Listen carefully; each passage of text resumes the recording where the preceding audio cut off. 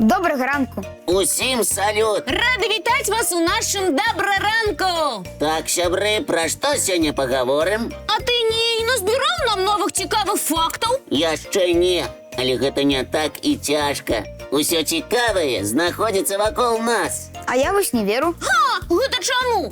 Мне здаецца, што не ўсе рэчы цікавыя. А вось і ўсе. У кожнай захоўваецца штосьці такое, чаго мы не ведаем. Ну давайте паглядзім, што тут ёсць вакол нас. Вось, напрыклад, лыжка і відэлец. Лесік, раскажы штосьці цікавае пра іх. Калі ласка, слухайце.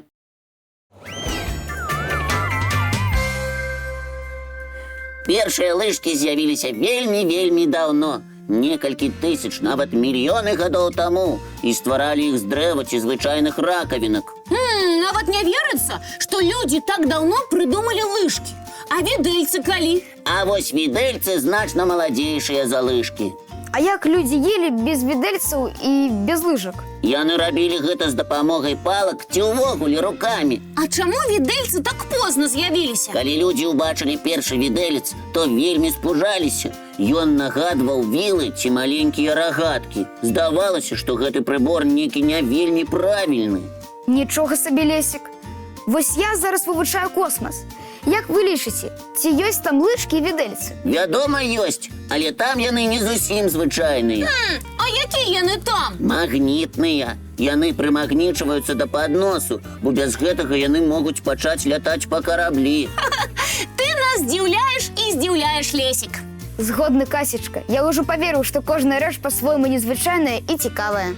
І гэта яшчэ не ўсе цікавыя факты, сябры. Хочаш здзівіць нас яшчэ больш? Я ведаю, што існуе лыжка-велікан. Ого, і якога яна памеру? 23 метры, і, дарэчы, мы ўсе можам на яе паглядзець. І што, нават ехаць нікуды не трэба? Ну, крышачку пераехаць трэба, але зусім недалёка, бо самая вялікая лыжка ў свеце знаходзіцца ў Беларусі, у горадзе Беразіно. Нішто сабе! Як доўга яе выраблялі? Ажно паўгода. Я лічу, што трэба ехаць і патрымаць такую лыжку ў руках. Ха! Толькі ці ўтрымаем? Трэба трошкі патрэніравацца. А пакуль я прапаную паглядзець цікавы мульцік.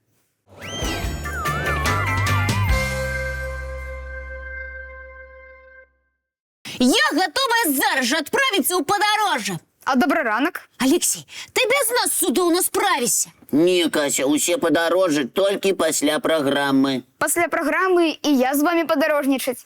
Кася, давай лепш пазнаёмім усіх з птушкамі, з якімі мы пазнаёміліся падчас ляснога падарожжа.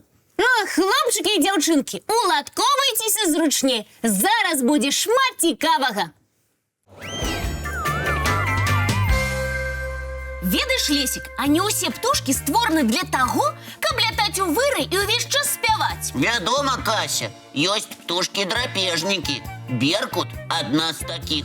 Так, гэта птушка вельмі разумная. Вельмі, Касечка. Яна можа запамінаць маршруты і арыентавацца на вялікіх адлегласцях. А прыручаны беркут можа нават запамінаць свайго гаспадара і пазнаваць яго на адлегласці. Гэта яшчэ што? Беркут можа лятаць на вельмі вялікай вышыні. Гэта на якой? Ажно 3500 кіламетраў над зямлёй.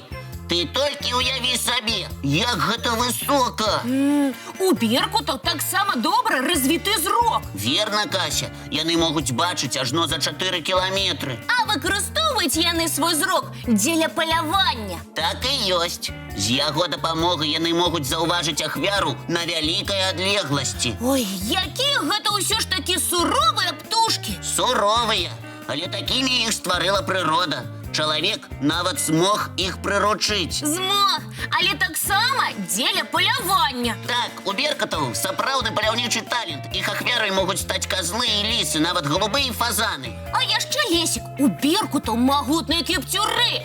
Яны выкарыстоўваюць іх для захопу здабычы. Беркуты і сапраўды птушкі вельмі цікавыя. Схапілі здабычу і хутка паляцелі. Да і яшчэ як хутка. Яны могуць лятаць з хуткасцю аж на 300 км ў гадзіну. Гэта не можа не здзівіць. Кася, а ці ведаеш ты, у якіх месцах беркуты будуюць сабе гнёзды? У самых розных месцах. Так, беркуты будуюць гнёзды і на высокіх дрэвах, і на скалах. Ды і самі гнёзды гэтыя вельмі вялікія. У вышыню могуць быць некалькі метраў. Але пры гэтым усім беркуты на працягу доўгага часу могуць выкарыстоўваць адно і тое ж гняздо. Гняздо выкарыстоўваюць сапраўды доўга, але і самі жывуць яны таксама доўга. Ой, вельмі доўга. Беркуты могуць жыць да 50 гадоў. Гэта ўсё таму, што такія птушкі могуць прыстасавацца да любых умоў. І жывуць яны і ў гарах, і ў лясах, і ў стэпах. Беркуты ўвогуле вельмі цікавыя птушкі. Ой, так бы размаўляла і размаўляла пра іх. І я таксама, Кася. Але мне здаецца, што нашы гледачы ўжо крышачку стаміліся. Але я ведаю, што трэба рабіць у такім выпадку. Што? Паглядзець цікавы мульцік. Тады давайце глядзець.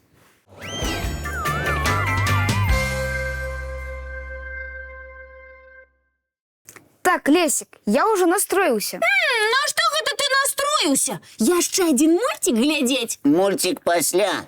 А зараз паглядзім штосьці больш цікавае. О, што пакажаш? Як працуе сухі лёд ці жидкі азот. А што гэта? І як гэта?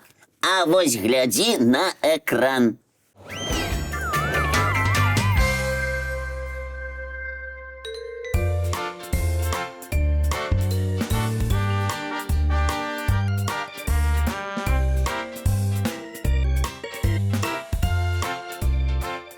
Нічога сабе эксперымент. Давайте такі тут і правядзём. У хатніх абставінах такое праводзіць нельга, Касечка. Можна толькі глядзець. А что гэта увогуле такое? Лесик, расскажи. Гэта сухі лёд або вадкі азот. А як гэта так? Лёд сухі. Пакуль што нічога не разумею. Сухі. А ўсё таму, што калі гэты лёд растае, то ператвараецца не ў ваду, а ў газ. А яго можна пакратаць? О, так цікава выглядае. Ні ў якім разе. А чаму? Ён вельмі халодны. Як звычайны лёд? Вось і не, у шмат разоў халаднейшы. Ён можа замарозіць любую рэч за адно імгненне.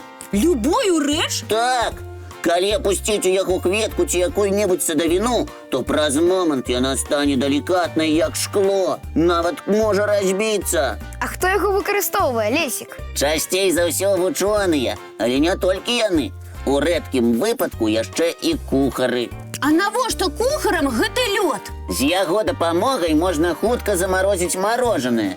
Ці яго могуць выкарыстоўваць для перавозкі марожанага, бо ён растае не так хутка, як звычайны. Фантастыка! Яшчэ сухі лёд могуць выкарыстоўваць у тэатрах, каб стварыць эфект туману.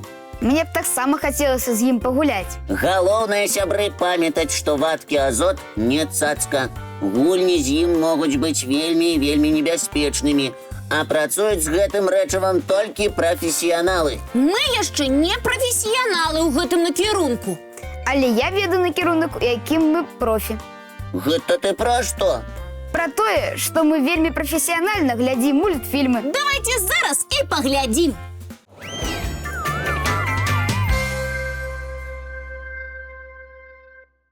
Шкада, але надышоў час развітвацца. Цудоўнага ўсім дня! Няхай ён пройдзе цікава і весела. І памятайце, што хутка мы сустрэнемся зноў. Усе ведаюць, калі гэта адбудзецца. Мы сустракаемся з панядзелка па пятніцу зранку.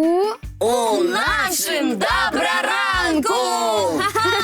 Не праспіце!